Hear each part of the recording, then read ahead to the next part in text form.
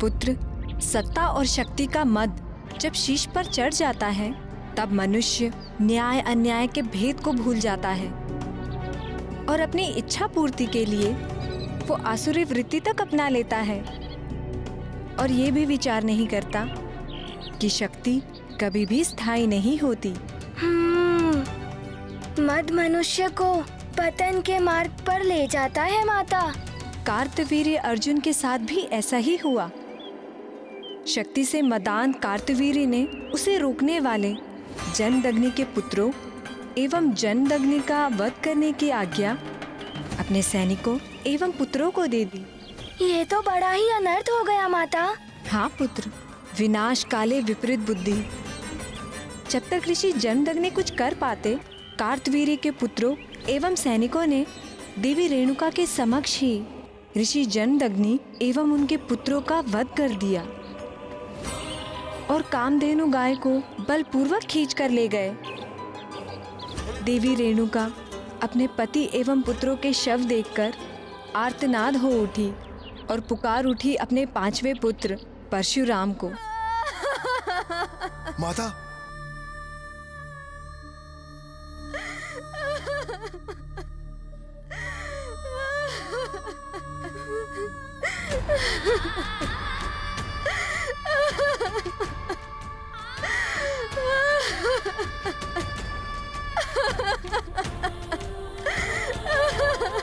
ये क्या हो गया? ये महाविनाश जैसे कोई भूचाल आया हो। दिव्य गो कामधेनु भी नहीं है।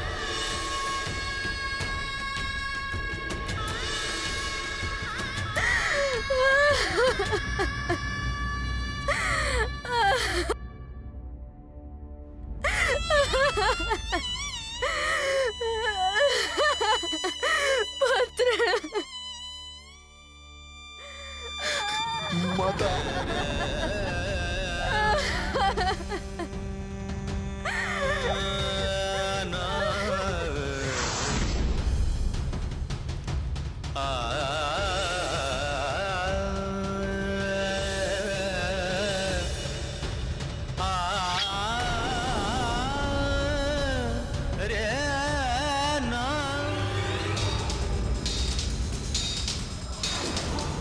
कार्तवीर्य अर्जुन,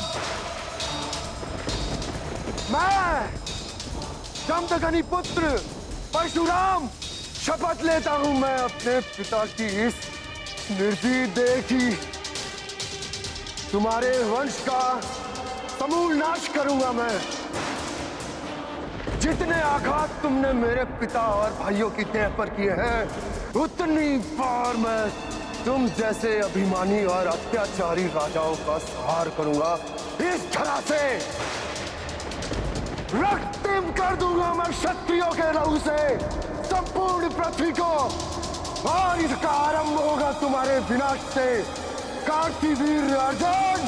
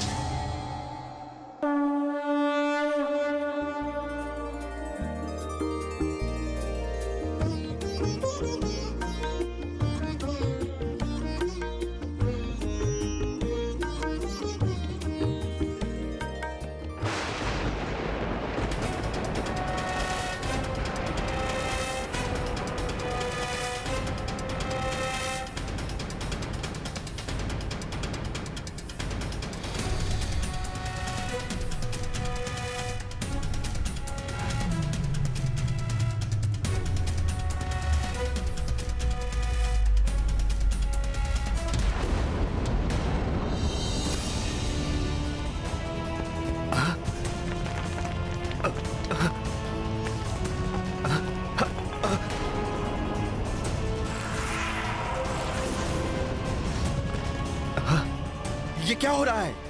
अकस्मात ये भूकंप। दुष्ट अभिमानी कार्तवीर्य अर्जुन, निकल कर आओ अपने राजमहल से बाहर।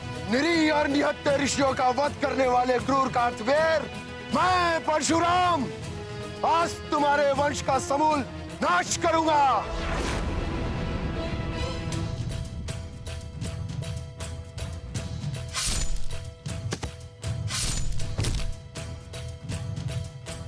कार्तवीर्य अर्जुन, किसकी ललकार है ये?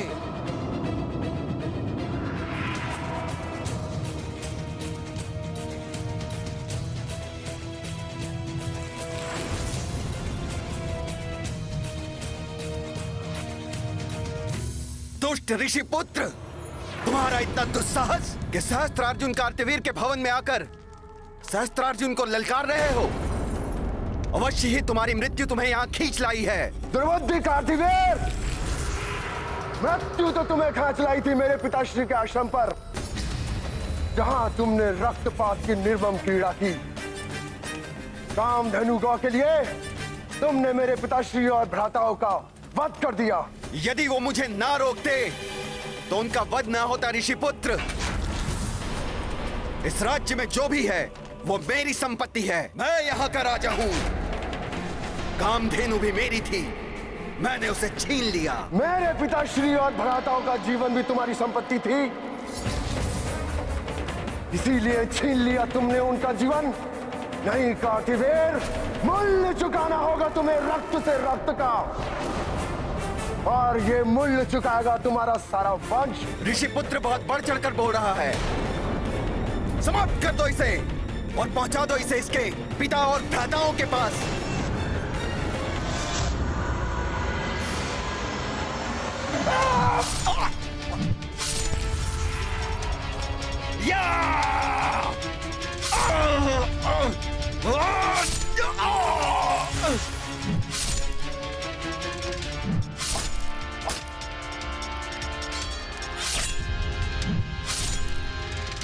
मेरा पुत्र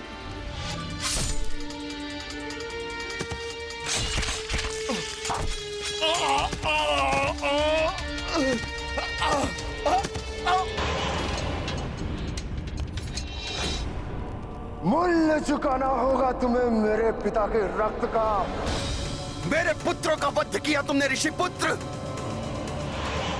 मैं तुम्हें ऐसी मृत्यु दूंगा कि मृत्यु भी कांप उठेगी। कांप तो उठेगी तुम्हारी आत्मा कार्तिवीर। मेरा सामना करोगे तुम तुच्छ ऋषिपुत्र। सहस्त्रबाहु हूं मैं, सहस्त्रार्जुन कार्तवीर्य।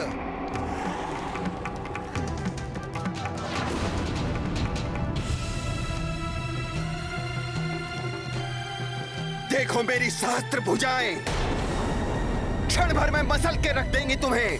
गरजने वाले मेघ बरसते नहीं है कार्तिवीर। तुम्हारी ये सहस्त्र भुजाएं लता वल्लरियों की तरह काट कर रख देगा मेरा परसों। आओ दिखाओ अपनी सहस्त्र भुजाओं का बल।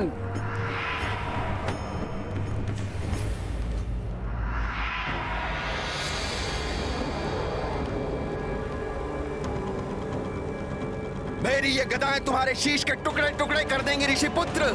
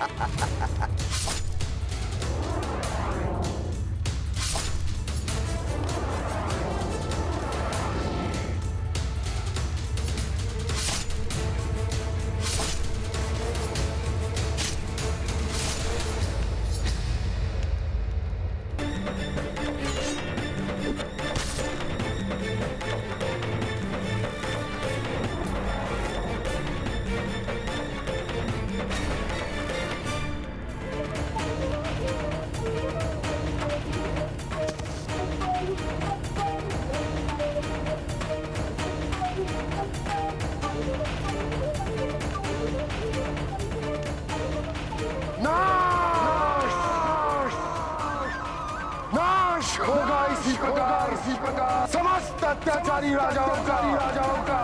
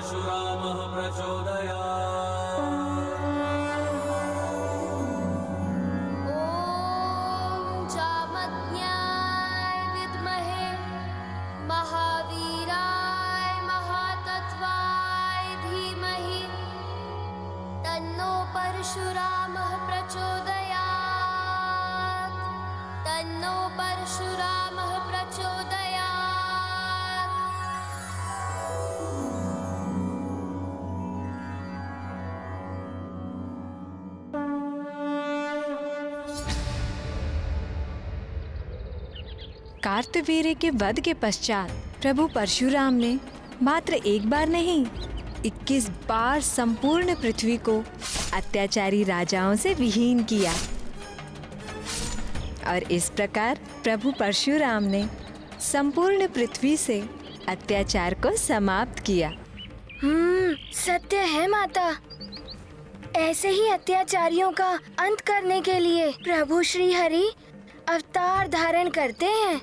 तो देखा कितने उग्र क्रोधी एवं बलवान थे प्रभु परशुराम और किस प्रकार धरती को पाप के बोझ से मुक्ति दिलाई प्रभु परशुराम ने। अब बताओ हनुमान, इस अवतार कथा से तुमने क्या सीखा? यही कि माता कि राजा प्रजा का स्वामी नहीं सेवक होता है। अब तुम्हारे भी कर्तव्य निभाने का समय आ गया है। माता, मैं आपके कथन का आशय नहीं समझ पाया। पुत्र, जब मैं तुम्हें प्रभु श्री हरि के 7वें अवतार के बारे में बताऊंगी, तुम शीघ्र ही मेरे कथन का आशय समझ जाओगे हनुमान। प्रभु विष्णु जी का 7वां अवतार जन्म ले चुका है पृथ्वी पर। प्रभु का 7वां अवतार? माता शीघ्र बताइए ना, कौन थे वे प्रभु? शीघ्र बताइए ना माता, उन प्रभु के बारे में। हाँ हाँ हनुमान, बताती हूँ। प्रभु श्री नारायण का 7वां अवतार है प्रभु श्री राम अवतार। राम राम प्रभु श्री राम राम राम राम राम।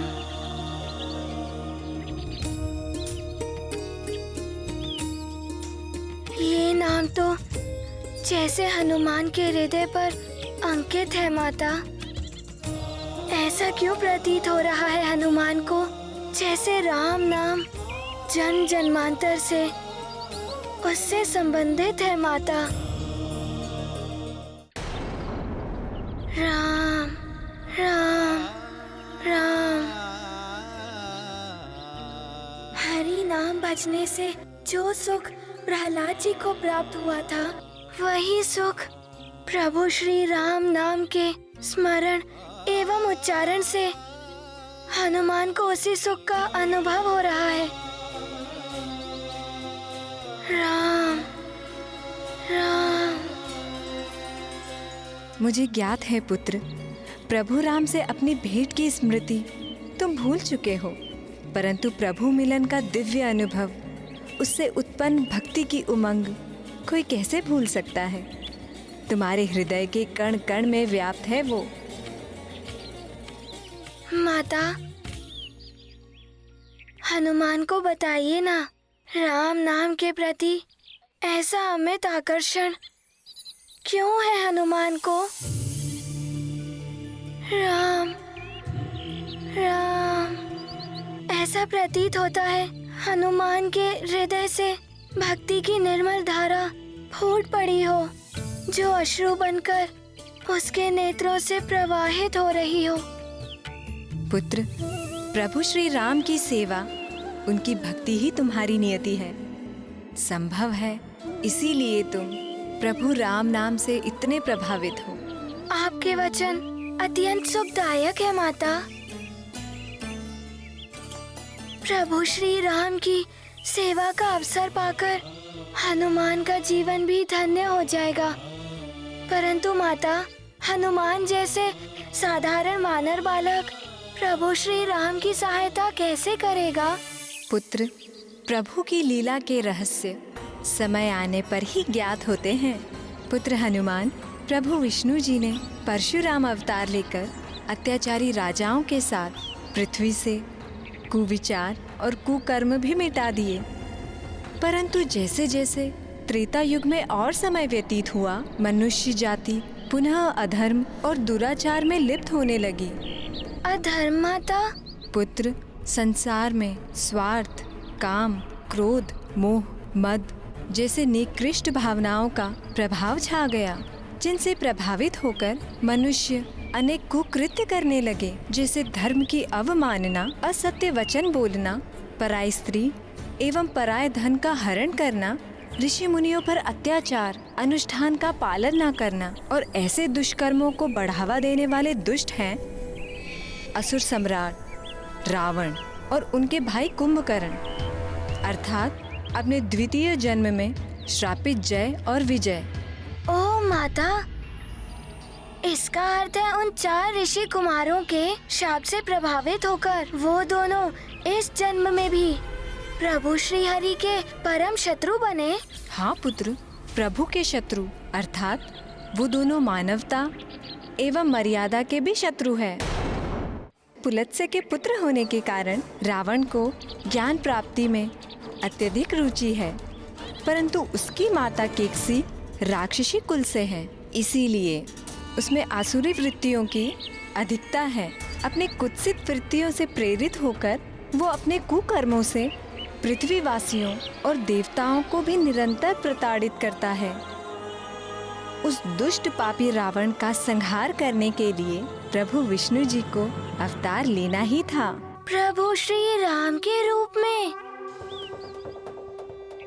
परंतु धीरज रखो पुत्र, मैं तुम्हें सब विस्तार से बताऊंगी। अयोध्या के रघुवंशी राजा दशरथ पुत्र सुख से वंचित होने के कारण अत्यंत दुखी थे। इस यज्ञ के भव्य आयोजन में समस्त देवता भी आमंत्रित थे।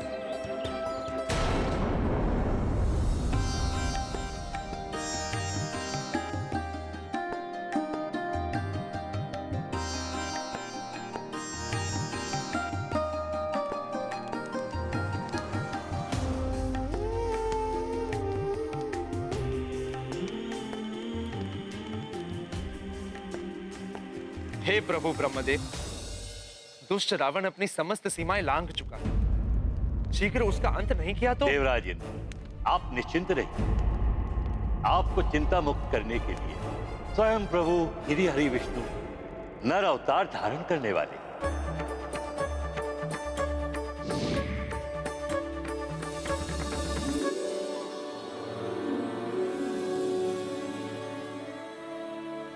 प्रणाम ब्रह्मदेव।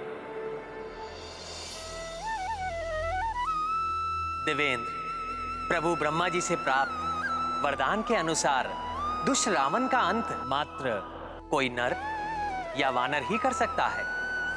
इसीलिए महाराज दशरथ के इस यज्ञ के पूर्ण होने पर मैं उनके ज्येष्ठ पुत्र के रूप में जन्म लूंगा और दुष्ट रावण का संहार करूंगा।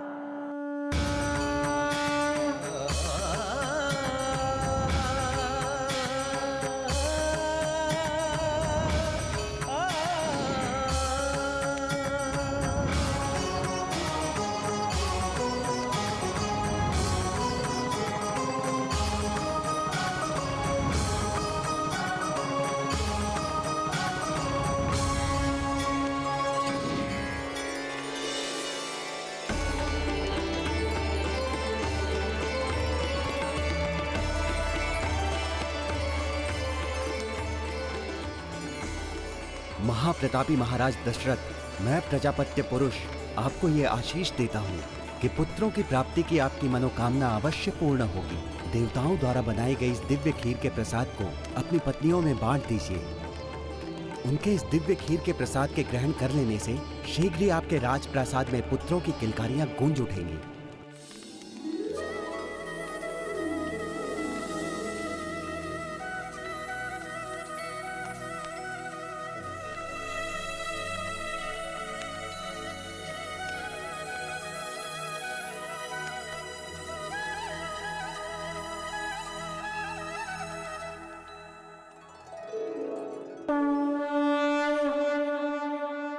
ज्ञान व्यक्ति को संपूर्ण और समर्थ बनाता है और उचित मार्ग की ओर अग्रसर करता है।